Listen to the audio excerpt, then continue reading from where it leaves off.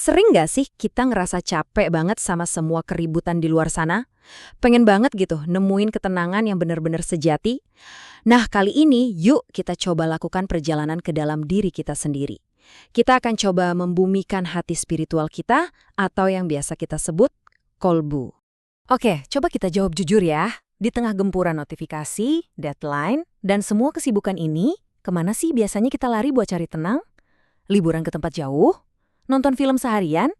Atau jangan-jangan malah nambahin kesibukan baru lagi biar lupa sama masalah? Kita tuh sering banget ya nyarinya kemana-mana, keluar, pokoknya di mana aja asal bukan di dalam diri sendiri. Padahal nih, sumber kedamaian yang sejati itu sebenarnya udah ada di dalam diri kita. Jawabannya ternyata jauh lebih dekat dari yang kita kira. Oke, sekarang kita mulai menyelam lebih dalam. Kita akan bahas soal hati batin kita, pusat dari seluruh kehidupan rohani. Coba deh bayangin, kolbu itu bukan organ fisik ya, bukan jantung yang berdetak. Anggap aja dia itu kayak sebuah ruang sakral di dalam diri kita.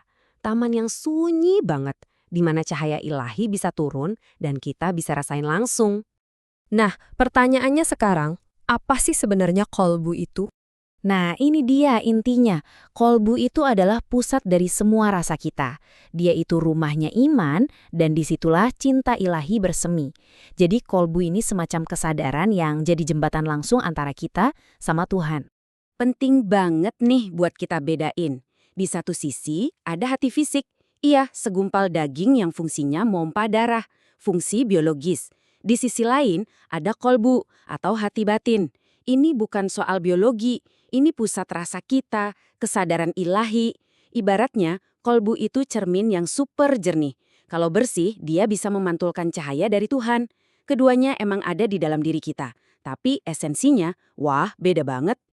Oke, terus buat apa kita ngurusin kolbu? Manfaatnya apa? Kenapa ini jadi penting banget? Manfaatnya tuh langsung kerasa loh. Kalau kalbu kita tenang, napas kita yang biasanya ngos-ngosan karena stres, jadi lebih tentram. Pikiran yang berisik dan gak karuan itu bisa jadi lebih adem. Nafsu-nafsu liar yang sering ganggu juga bisa lebih terkendali. Dan puncaknya, ketenangan dari dalam ini bakal memancar ke seluruh tubuh kita. Luar biasa kan? Dan ini semua bukan cuma teori ya, kita bisa kok latih. Nah, sekarang kita masuk ke bagian praktisnya. Gimana sih caranya meraih ketenangan ini? Ada 3 langkah yang sebenarnya sederhana banget. Pertama, zikir dengan rasa. Jadi bukan cuma mulut yang komat kamit, tapi coba ucapkan Allah di dalam hati dan benar-benar rasain getarannya. Kedua, sadari setiap detak jantung kita. Coba deh pahami kalau setiap detak itu adalah tanda bahwa Allah terus memelihara kita, non-stop. Ketiga, coba deh cari waktu buat diam. Bukan buat ngosongin pikiran, tapi sebaliknya buat mengisi hati kita dengan kesadaran akan kehadirannya. Efeknya itu wow, bisa mengubah banyak hal. Jadi pas kita zikir pakai rasa yang tulus, kolbu kita itu kayak lagi tuning atau nyetel frekuensinya. Biar apa? Biar pas sama frekuensi ilahi. Nah, di momen itulah ketenangan yang sejati mulai kita rasakan. Kutipan ini bener-bener ngena banget ya. Intinya, kondisi hati batin kita itu yang nentuin cara kita ngeliat dan ngejalanin hidup. Kalau hati kita terang, karena cahayanya, ya seluruh hidup kita bakal ikut terang. Tapi sebaliknya, kalau gelap, ya semua jalan rasanya jadi gelap juga. Oke, bagian terakhir, cahaya dalam kehidupan. Ini dia tujuan utamanya. Pentingnya kolbu ini bahkan sudah ditegaskan lebih dari 1400 tahun yang lalu.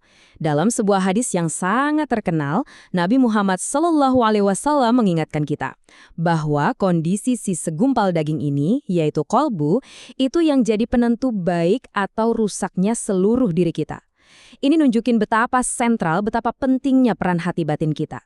Jadi, puncaknya tuh apa sih? Tujuan akhir dari semua ini, dari grounding kalbu, adalah untuk mencapai sebuah kondisi di mana rasa kita, pikiran kita, dan tubuh kita itu nggak lagi pecah-pecah. Semuanya menyatu dalam satu harmoni yang indah, sebuah ketenangan ilahi yang benar-benar utuh. Dan sebagai penutup, coba kita renungkan ini bareng-bareng. Perjalanan ini pada dasarnya adalah soal pergeseran. Dari yang tadinya cuma tahu tentang Tuhan, jadi benar-benar merasakan kehadirannya di dalam kolbu kita. Jadi pertanyaannya sekarang bukan lagi apa yang kita tahu, tapi sudahkah kita mulai merasakan